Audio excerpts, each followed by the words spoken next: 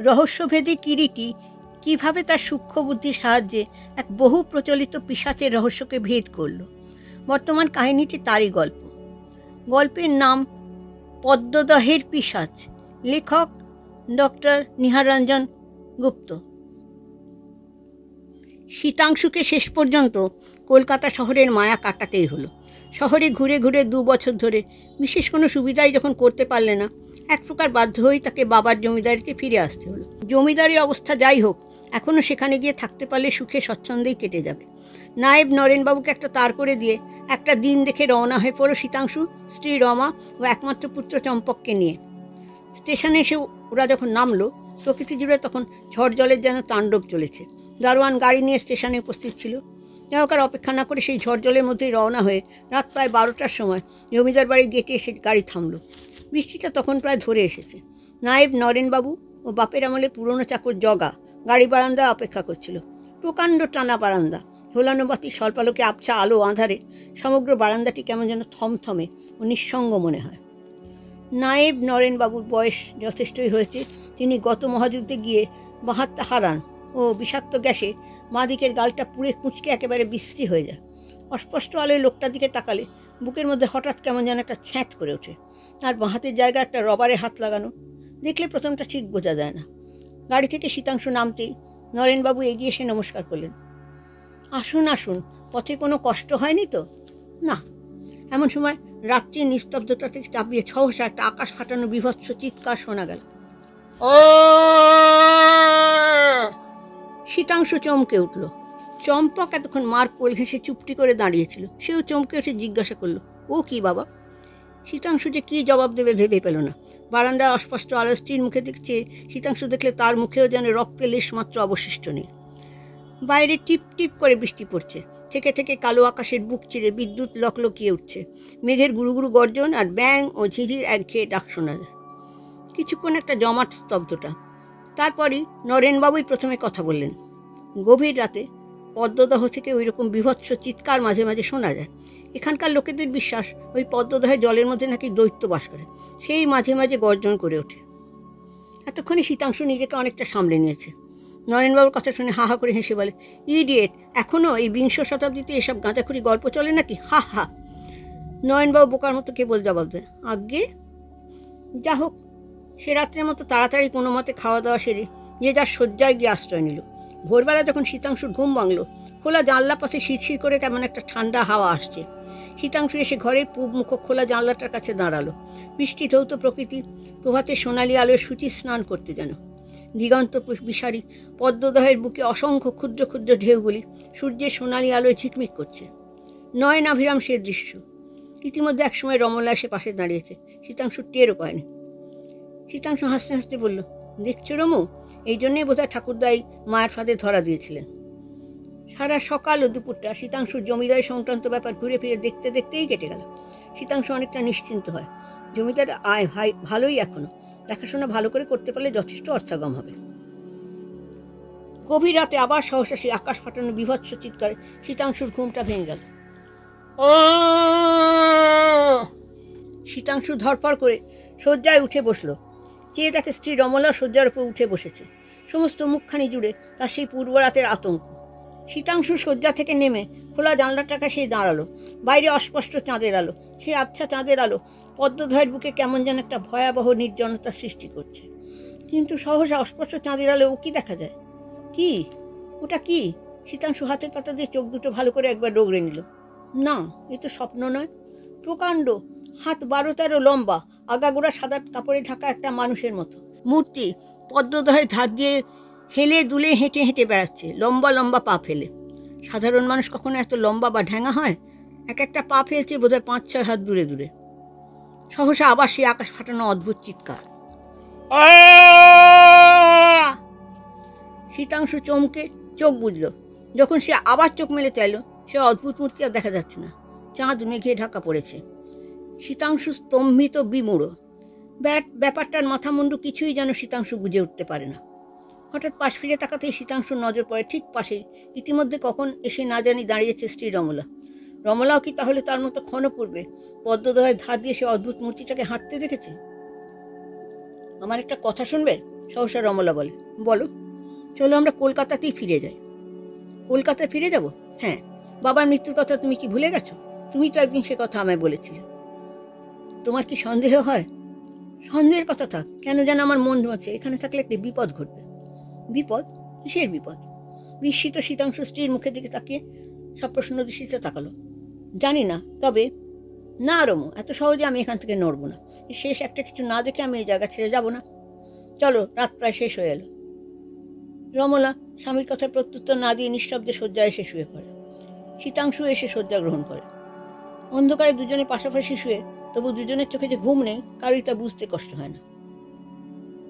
দিন চারেক বাদে সেদিন সকালে এখানকার 10 আনার জমিদার যতীনরা এসেছিল শীতাংশুদের বাড়িতে বেড়াতে। যতীনের বয়স 30-35 বেশি নয়, সুশ্রী বলিষ্ঠ চেহারা, শিক্ষিত ও অত্যন্ত মিশুকে ও আমোদে প্রকৃতির লোক। রমলা ও শীতাংশু দুজনেরই যতীনকে বড় ভালো লাগে। এখানে আসবার পরদিনই বিকেলে যতীন নিজে এসে শীতাংশুর সঙ্গে আলাপ জমিয়ে গেছে। যতীন এখনো বিবাহ করেনি, বাড়িতে বুড়ি পিসি আর চাকর বাকর। শীতাংশুদের বাড়ির দোতলায় বারান্দায় বসে শীতাংশু, রমলা ও যতীন চা পান করতে করতে গল্প করছিল। গল্পের বিষয় ছিল রাত্রে সেই পদ্মধরের ধারে অদ্ভুত মূর্তি আর সেই অদ্ভুত চিৎকার। এখানে আগের ইতিহাস একটু বলা দরকার। জমিদার বাড়ির পাশে প্রকাণ্ড ঝিলটার নামই পদ্মদহ, এবং তার থেকে গ্রামের নামকরণ হয়েছে পদ্মদহ। একদা পদ্মদহের সমগ্র জমিদারি ছিল দীননাথ রায়ের। কোনো এক সময় তার অবস্থা খারাপ হয়, জমিদারি 6 আনা অংশ শীতাংশুর পিতামহ সৌরাংশ চৌধুরীর কাছে বিক্রি করেন। সৌরাংশ কলকাতায় ওকালতি করতেন। সৌরাংশুর মৃত্যুর পর শীতাংশুর বাবা অরুণাংশু জমিদার হন। শীতাংশুর বয়স তখন 25 কি 26 বছর। কলেজে পড়া শেষ করে শীতাংশু ওকালতি শুরু করেছে। এমন সময় এক জরুরি তার পেয়ে পদ্মদহে এসে শুনল তার বাপের মৃতদেহ পদ্মদহের ধারে পাওয়া গেছে। মৃতদেহ তখনও সৎকার করা হয়নি। মৃতদেহের মধ্যে কোথাও কোনো ক্ষতের চিহ্ন মাত্র ছিল না। বাবা শেষ কাজ করে শীতাংশু আবার কলকাতায় ফিরে গেল। তারপর দীর্ঘ 4 বছর পর এবার সে সস্ত্রীক পদ্মদহে এসেছে। দীননাথের মৃত্যুর পর তার পুত্র যতীন 10 আনা অংশের জমিদার। যতীন বলছিল, পদ্মদহের ধারে এমন একটা মূর্তি আমারও চোখে পড়েছে, আর চিৎকার সে তো গ্রামের সকলেই শুনেছে। ও, সে শব্দের কথা ভাবলেও আমার বুক কেঁপে ওঠে। এমন সময় চম্পকের ডাকে সকলে ফিরে দেখলো একজন লম্বা মতো সুস্থি তরুণের হাত ধরে চম্পক এগিয়ে আসছে। এগিয়ে এসে চম্পক বলল, মা মা, এই দেখো কে এসেছে। শীতাংশু সানন্দে বলল, আরে কিরিটি, কখন এলে? হঠাৎ এখানে কি মনে করে? কিরিটি রমলার মুখের দিকে চেয়ে মৃদু মৃদু হাসতে থাকে। রমলারও মুখে মৃদু হাসি রেখা। শীতাংশু বলল, ব্যাপার কি বলো তো? কিরিটি জবাব দিল, এমনি বেড়াতে এলাম। কেন, আসতে নেই কি? বিলক্ষণ, একবার কেন, 100 বার আসবে। তা যাক, এসব যতীনের সঙ্গে তোমার আলাপ করিয়ে দিই। যতীন, ইনি শ্রী কিরিটি রায়, একজন শৌখিন গোয়েন্দা, রহস্যভেদী কিরিটি নামেই পরিচিত। আর ইনি যতীন রায়, এখানকার 10 আনার জমিদার, আমাদের বিশেষ বন্ধু, চমৎকার লোক। যতীন ও কিরিটি উভয় উভয়কে নমস্কার জানালো। যতীন হাসতে হাসতে বলল, হ্যাঁ, ওর কথা আমি শুনেছি, কিন্তু আপনাদের সঙ্গে কি করে পরিচয় হলো? ও, তা জানো না বুঝি? ইনি আমার খোকা চম্পকের মামা, অর্থাৎ কিনা রমলার আপন মামাতো ভাই। আরও খানিকটা আলাপ আলোচনার পর হঠাৎ একসময় যতীন প্রশ্ন করে, তা হঠাৎ এখানে এলেন যে কিরিটিবাবু? যতীন হাসতে হাসতেই প্রশ্ন করে, হাতে কোনো কাজকর্ম নেই, তাই এখানে চলে এলাম। কয়েকটা দিন নির্জনে বিশ্রাম নেওয়া তো যাবে। বেশ বেশ, তাই এখানেও বোধহয় আপনার রহস্যের কিছু খোরাক জুটতে পারে। কিরিটি যেন বেশ একটু উদ্গ্রীব হয়ে বলে, বটে, এই অজ জায়গাতেও আবার রহস্য আছে নাকি? কেন, আপনি কি মনে করেন যত রহস্য সব আপনাদের শহরেই ঘটেছে? না না, তা কেন হবে? তবে ব্যাপারটা কি বলুন তো? না, সে অবশ্য এমন বিশেষ কিছু নয়, তবু শুনি। ঠিক রহস্য না হলেও কয়েক বছর থেকে এখানে এমন একটা ব্যাপার ঘটছে যাকে ভৌতিক বলা ছাড়া উপায় নেই। আবার 20 শতাব্দীতে ভৌতিক ব্যাপারে কিন্তু বিশ্বাস করতে মন চায় না। সত্যি আশ্চর্য, ব্যাপারটা খুলেই বলুন না, শোনা যাক। যতীন বলতে শুরু করে, সে আজ বছর 4 আগেকার কথা। হঠাৎ একদিন শীতাংশুর বাবা অরুণবাবুর মৃতদেহ পদ্মধারের ধারে পাওয়া যায়। শরীরে কোথাও কোনো ক্ষত বা আঘাতের চিহ্ন পর্যন্ত নেই। বিশেষজ্ঞদের মধ্যে চোখের মণি দুটো যেন ঠিকরে কোটর হতে বের হয়ে আসছে। খুব বেশি ভয় পেলে মানুষের যে অবস্থা হয়, অনেকটা সেই রকম।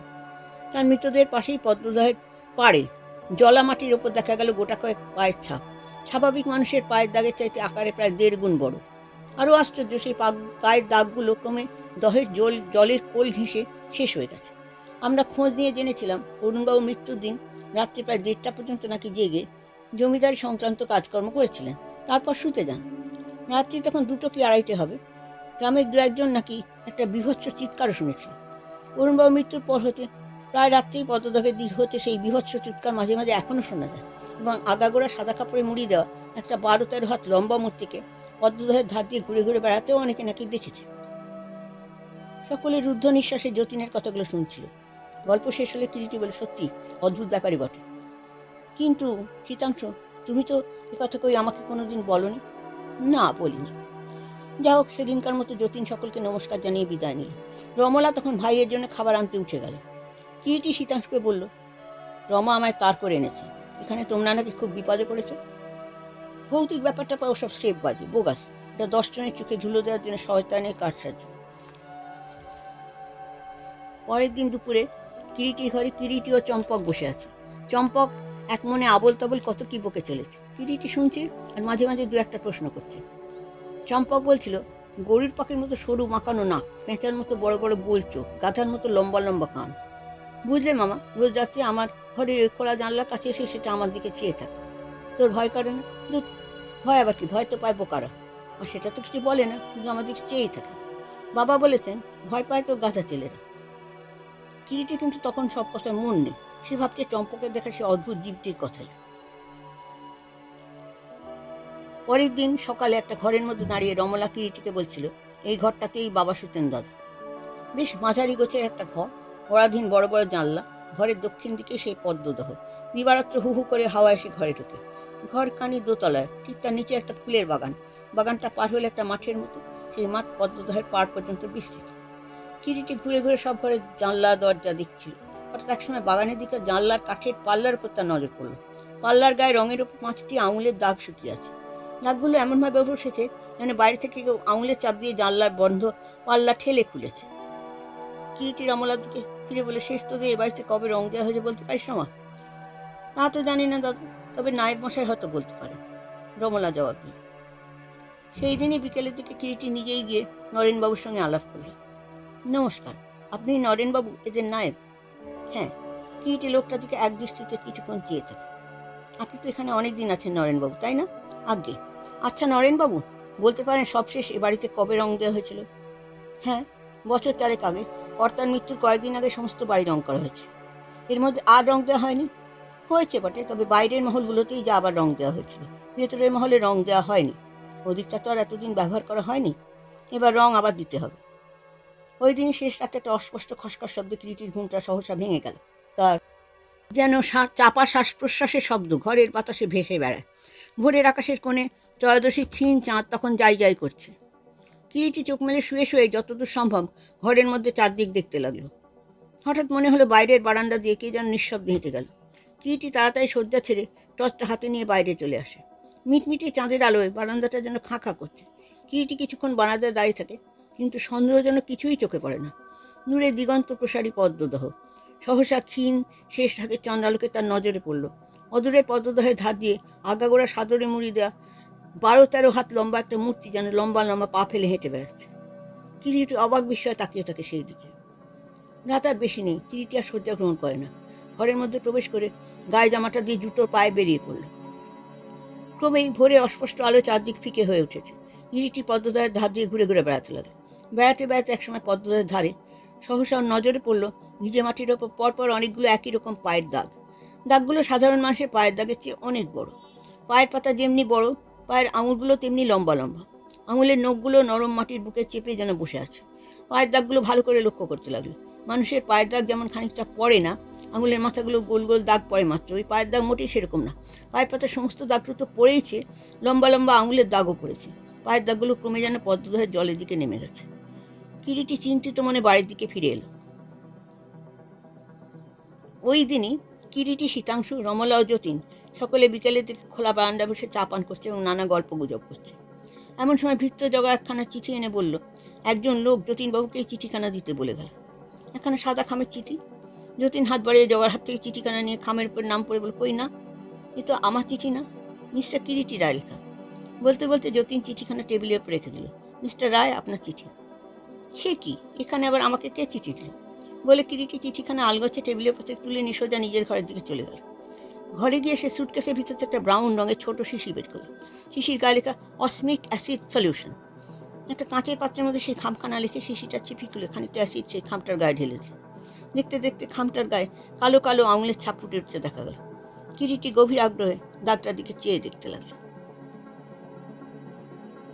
পরের দিন কিরিটি আবার বাড়ির পিছনে বাগানটা ফিরে ভিতরে ঘুরে দেখে দিচ্ছে। একসময় হঠাৎ একটা ঘরের জানলায় নিচে বসে একটা মোচড়ানো কাগজের প্রতি তার নজর পড়ল। কৌতূহল ভরে সে কাগজটা তুলে নিয়ে কাগজটা পরীক্ষা করল। কটা অক্ষর পরপর সাজানো। কিরিটি অবাক বিস্ময়ে কাগজটা দেখতে লাগলো। এই আবার কি? 7 মাস ভাবতে ভাবতে সে কাগজটা হাতে করে নিজের ঘরের দিকে চলল। শীতাংশু বাড়ি ছিল না বলে কিরিটি রমলাকে সেদিন রাত্রে চম্পককে নিয়ে তার ঘরে শুতে বলল। তাতে রমলা বললে আচ্ছা। রমলারও একলা শুতে ভয় করছিল। রাতে তখন ঠিক কত হবে বলা যায় না। আকাশে ও মাটিতে কালো আঁধার যেন জমাট বেঁধে উঠেছে। বাড়ির পিছনে বাগানে একটা বড় আমলকি গাছের গুঁড়ি আড়ালে একটা দড়ি হাতে নিয়ে কিরিটি রুদ্ধ নিঃশ্বাসে চুপটি করে দাঁড়িয়ে। এমন সময় রায়দের কাছারে পেটা ঘড়ি ঢং ঢং করে রাত্রি 12টা ঘোষণা করল। ঠিক সেই মুহূর্তে দোতলা ঘরে একটা জানলা খুলে গেল, আর সেই খোলা জানলা পথে দেখা গেল একটা সবুজ বাতি জ্বলছে আর দুলছে। একসময় আলোটা দপ করে নিভে গেল। এরপর আবছা আঁধারে কিরিটি দেখলো আগুনের মধ্যে দিয়ে সেই 12-13 হাত লম্বা মূর্তি পা ফেলে এগিয়ে আসছে। মূর্তিটা সে রমলার ঘরের জানলার সামনে দাঁড়ালো। মূর্তিটা প্রায় দোতলার সমান উঁচু। মূর্তি হাত দিয়ে জানলার কবারটা ঈশ্বর একটু টানতেই জানলার কবার দুটো খুলে গেল। মূর্তিটাও জানলার গায়ে হেলান দিয়ে দাঁড়ালো। 1 মিনিট 2 মিনিট করে প্রায় 10 মিনিটের পর দেখা গেল মূর্তিটা আবার সোজা হয়ে দাঁড়িয়ে জানলা ছেড়ে এগিয়ে আসছে। আর দেরি নয়, সহসা কিরিটি হাতের দড়িটা বিদ্যুৎ বেগে মূর্তিটাকে লক্ষ্য করে ছুড়ে দিল। কিরিটির নিক্ষিপ্ত অব্যর্থ দড়ি ফাঁস মূর্তির মাথা দিয়ে গলে কোমর পর্যন্ত নামতেই সে দিল এক টান। অমনি মূর্তিটা তালগোল পাকিয়ে হুড়মুড় করে মাটিতে পড়ে গেল। অন্ধকারে মাটিতে পড়ে মূর্তিটা ছটফট করতে লাগলো। কিরিটি ছুটে গেল, কিন্তু সেখানে গিয়ে প্রকাণ্ড একটা সাদরের জামা, একটা অদ্ভুত মুখোশ, মস্ত মস্ত দুটো বাঁশের রনপা ছাড়া কিছুই পেল না। রনপা দুটো নিয়ে কিরিটি যেমন ফিরতে যাবে, ঠিক সেই মুহূর্তে কে যেন বাঘের মতো কিরিটির ওপর লাফিয়ে উঠল পিছন থেকে, এবং ক্ষিপ্রগতি তার হাতের তীক্ষ্ণ ছোড়াখানা লক্ষ্যভ্রষ্ট হয়ে কিরিটির হাতের কোণ নিয়ে বসিয়েছিল। আঘাত খেয়েও কিরিটি বিচলিত হলো না, বরং বিদ্যুৎ গতিতে ফিরে যুধিষ্ঠির ম্যাচ দিয়ে লোকটাকে মাটিতে ফেলে দিল এবং তাকে ঠেসে দিল। কিরিটি হাতের ক্ষতস্থান দিয়ে তখন কিন্তু রীতিমতো রক্তক্ষরণ হচ্ছে। কোমরে ঝোলানো টর্চটা টেনে লোকটার মুখের ফেলে কিরিটি বলে, কি নরেনবাবু, আপনি? আপনার এই কাজ হিসেবে আমার ভুল হয়নি, তবে কি বলেন? নয়নবাবুর মুখখানা তখন ছাইয়ের মতো ফ্যাকাশে হয়ে গেছে। নরেনকে পুলিশের হাতে ধরিয়ে দেওয়া হয়েছে। শীতাংশু, যতীন, কিরিটি ও রমলা পরের দিন দ্বিপ্রহরে শীতাংশুর ঘরে বসে গল্প করছিল। গত রাত্রে গল্পই হচ্ছিল। যতীন বললে, অদ্ভুত সাহস কিন্তু আপনার মিস্টার রায়। শেষ পর্যন্ত দেখলেন তো এটা আসলে একটা শয়তানের শয়তানি। আমি আগেই জানতাম, কিন্তু নরেন লোকটা যে এত বড় নীচ ও শয়তান তা কিন্তু আমার মোটেই ধারণা হয়নি। নিমক হারাম। কিরিটি বলে, ব্যাপারটা তাহলে খুলেই বলি এবং 4 বছর আগেকার ঘটনা থেকে শুরু করা যাক, কি বলেন? নিশ্চয়ই, বলুন, শোনা যাক, যতীন আগ্রহে বলে ওঠে। কিরিটি বলতে শুরু করে, আমরা জানি শীতাংশুর বাবা অরুণাংশু বাবুকে এক রাতে হঠাৎ মৃত অবস্থায় পদ্মদহের পাড়ে পাওয়া যায়। আসল ব্যাপারটা কেউ না জানলেও যা ঘটেছিল সেটা হচ্ছে, অরুণবাবু এক রাতে হঠাৎ না জানলার ওপর অদ্ভুত এক মূর্তি দেখে ভয় পেয়ে মারা যান। মূর্তির নাকটা ছিল গরুর পাখির মতো সরু মাকানো, চোখ দুটো প্যাঁচার মতো বড় বড় আর গোল, কান গাধার মতো লম্বা লম্বা। মূর্তি যখন দেখলো অরুণবাবু ভয় পেয়ে মারা গেছেন, তখন সে তাকে টেনে নিয়ে গিয়ে পদ্মদহের ধারে ফেলে আসে। গ্রামবাসীর মনে একটা ভৌতিক ত্রাসের সঞ্চার করবার জন্য হত্যাকারী নিজের রনপা পরে পদ্মদহের ঘাট দিয়ে হাঁটত এবং একটা মাটির হাঁড়ির মধ্যে মুখ গুঁজে বিভৎস চিৎকার করত। গ্রামবাসীদের মনে ধারণা হলো পদ্মদহের পিশাচের হাতেই অরুণবাবু মারা গেছেন। কিন্তু খুনি তার হত্যার নিদর্শন রেখে গেল আঙুলের ছাপের মধ্যে দিয়ে। জানলার দরজায় নতুন রং দেওয়া হয়েছিল। সেই জানলার গায়ে খুনি যখন বাইরে থেকে জানলার পাল্লা টেনে ধরে, তখন জানলার কাঁচা রঙে হাতের আঙুলের ছাপ পড়ে যায়। আরও একজনের চোখে ব্যাপারটা ধরা পড়ে। তার মুখ বন্ধ করবার জন্য খুনি তার হাতে টাকা দেয় ও ভয় দেখায়। লোকটা চুপ করে থাকে। দীর্ঘকাল পরে শীতাংশু যখন ফিরে এলো, খুনি এবারও এদের ভয় দেখিয়ে এখান থেকে সরাবার চেষ্টা করল, কিন্তু শীতাংশু ভয় পেল না। তখন সে চম্পককে ভয় দেখিয়ে মারবার চেষ্টা করল। সে চেষ্টাও নিষ্ফল হয়ে গেল। নিরুপায় হয়ে খুনি একদিন চম্পকের ঘরের জানলা খুলে রেখে তাকে চুরি করার মতলব করে সেই লোকটির কাছে একটা সাংকেতিক চিঠি দেয়। এই সেই চিঠি: জ আ সেমিকোলন ত রা সেমিকোলন অন্তস্থ টা রয়কার বা সেমিকোলন কে ক ময় প চ কমা ড্যাশ হস্যই চা ড্যাশ জ। চিঠিটার প্রত্যেক শব্দের পরে সেমিকোলন থাকলেও আসলে কিন্তু একটা কথাই এতে লেখা আছে। তবে চিঠিটা পড়তে হবে প্রত্যেক সেমিকোলনের পেছন থেকে আগে, যেমন জ আ অর্থ আজ। এইভাবে পড়লে দাঁড়ায় ন আজ রাত 12টায় চম্পককে চাই জ জ। কিন্তু সে রাত্রে ওদের মতলব ভেসতে চায়, কেননা রমলাকে আমার ঘরে শুতে বলেছিলাম। যেহেতু চিঠিটা সৌভাগ্যক্রমে আমি পেয়ে গেছিলাম আগেই বাগানের মধ্যে। এই পর্যন্ত বলে কিরিটি শীতাংশুর দিকে ফিরে বললে, এই চিঠি এবং তারপরে ঘটনা তোমরা তো সব জানো, শুনেছ। জয় এবং ন কে তাও তো বুঝেছ। ন হচ্ছে তোমাদের নায়েব নরেনবাবু, যা হচ্ছে তোমাদের সামনে বসে বন্ধু বেশি শয়তান, তোমার বাবার হত্যাকারী ওই যতীন। যতীন উঠতে যাচ্ছিল, তার সমস্ত মুখখানায় রক্তহীন ফ্যাকাশে হয়ে গেছে। চকিতে পকেট থেকে রিভলভারটা বার করে যতীনের দিকে উঁচিয়ে কিরিটি বলল, এক পা নড়ে চোখে কুকুরের মতো গুলি করে মারব। দেখো শীতাংশু, যতীন যে হত্যাকারী সে আমি অনেক আগেই টের পাই আঙুলের ছাপ দেখে। জানলার গায়ে যে দাগ দেখেছিলাম তার একটা ফটো নিই, তারপর জগার হাত দিয়ে কৌশলে একখানা পত্র পাঠায় আমার নাম খামের বলে লিখে। যতীন সেই পত্র হাতে নিয়ে তার নয় বলে ফেরত দেয়, কিন্তু ওতেই আমার কাজ হয়ে যায়। আমি সেই চিঠির গায়ে অসমিক অ্যাসিড দিয়ে যতীনের হাতের ছাপ ফুটিয়ে তুলে ফটো নিই। এই দেখো, দুটো ফটোই প্রমাণ করে দুটি ছাপই এক লোকের আঙুল। তারপর পদ্মদহের পায়ের দাগ দিয়ে মানুষের পায়ের দাগ নয়, তার ছাপ দেখলেই বোঝা যায়। মানুষের পায়ের দাগ যে ছাপ সেখানে পেয়েছি তারও একটা ফটো নিয়েছে। এই দেখো পার্থক্য কোথায়, একটা ছবিতে সমস্ত পায়ের দাগই পড়েছে, অন্যটা যেটা সত্যিকারের পায়ের দাগ তার আঙুলগুলো মাত্র গোল গোল দাগ ফেলেছে, সম্পূর্ণ আঙুলের ছাপ পড়েনি। কারণ হাঁটার সময় আঙুল ও পায়ের পাতা মাঝখানে উঁচু জায়গা মাটি থেকে উঁচুতে থাকে, সেই জন্য মাটিতে আঙুলের সম্পূর্ণ ছাপ পড়ে না। তারপর সমস্ত পায়ের পাতার ছাপ পড়া অসম্ভব। বুড়ো আঙুলের দিক থেকে গোড়ালি পর্যন্ত ধনুকের মতো মাকানো, পায়ের পাতা সব অংশও হাঁটার সময় মাটিতে স্পর্শ করে না, কাজেই সম্পূর্ণ পায়ের দাগ পড়ে না। এর থেকে বুঝেছিলাম ওই পা মানুষের নয়, কেউ কাঠের পা লাগিয়ে হেঁটে গেছে। কাঠের পায়ের পাতা বিভৎস করে তৈরি করা হয়েছিল, যাতে করে ওই ছাপ দেখে মনে সকলেরই আতঙ্ক জাগে। আর একটা কথা, মানুষ অত লম্বা হতে পারে না। আগেকার দিনে ডাকাতরা পায়ে দুটো বাঁশের লাঠি লাগিয়ে ক্রোশের পর ক্রোশ দ্রুত হেঁটে যেত, তাকে বলা হতো রনপা। আমার সন্দেহ হলো এই মূর্তিও রনপার ব্যবহার করত, তা না হলে অত লম্বা লম্বা পা ফেলা যায় না। এখন কথা হচ্ছে যতীনকে কেন সন্দেহ করলো? যতীন জানতো অরুণবাবু একমাত্র পুত্র ছাড়া সংসারে তার আপন বলতে কেউ নেই। কোনো উপায় ওকে আর ওর পুত্র শীতাংশুকে যদি সরানো যায়, তবে অনায়াসে সব সম্পত্তিটা বাগিয়ে নিতে পারবে যতীন। কেননা এই বাংলার এক নির্জন গাঁয়ে কি আবার সম্পত্তির দাবি জানাতে আসবে? তাই সে শীতাংশুর বাবা অরুণবাবুকে হত্যা করে ভয় দেখে, এবং তোমরা যখন এখানে তখন এক ছিলে দুই পাখি মারবার চেষ্টা করলে। সে ভাবলো চম্পককে যদি ভয় দেখিয়ে মারতে পারে তবে তোমরা নিশ্চয়ই এখানে থাকবে না। ভয় দেখাবার জন্য চমৎকার পন্থাটি নিয়েছে যতীন, এই মুখোশটি দেখলেই বুঝতে পারবে। গরুর পাখির মতো সরু বাঁকানো নাক, পেঁচার মতো বড় বড় গোল চোখ, গাধার মতো লম্বা লম্বা কান। বলতে বলতে কিরিটির মুখোশটি যা সে বাগানে কুড়িয়ে পেয়েছিল টেবিলের উপর নামিয়ে রাখলেন। তারপর আবার বলে, দুর্ভাগ্য, চম্পক কিন্তু ভয় পেলে না। তখন এরা ঠিক করলে কোনো মতে চম্পককে চুরি করে নিয়ে গিয়ে মেরে ফেলবে। তোমাদের নাইট ছিল ওর সঙ্গী, তাকেও টাকা দিয়ে চুপ করিয়ে রেখেছিল। শীতাংশু গর্জন করে বলে উঠল, শয়তান, খুনি। কিরিটি ক্রুদ্ধ শীতাংশুর হাত ধরে বসিয়ে বলল, আমরা এখন ওকে পুলিশের হাতে জমা দিয়ে খালাস, পুলিশই ওর ব্যবস্থা করবে। মদনবাবু আসুন। ইন্সপেক্টর মদনবাবু হাত করে নিয়ে পাশের ঘর থেকে বেরিয়ে এলেন। কিরিটি আগেই তার কাছে লোক পাঠিয়ে খবর দিয়ে রেখেছিল, এই যে মদনবাবু, ওই সামনে দাঁড়িয়ে আপনার আসামি মহিমান্বিত শ্রী যতীন রায়। এরকম আরও অনেক ভিডিও পাওয়ার জন্যে আমাদের সঙ্গে থাকুন এবং আমাদের চ্যানেলটি সাবস্ক্রাইব করুন।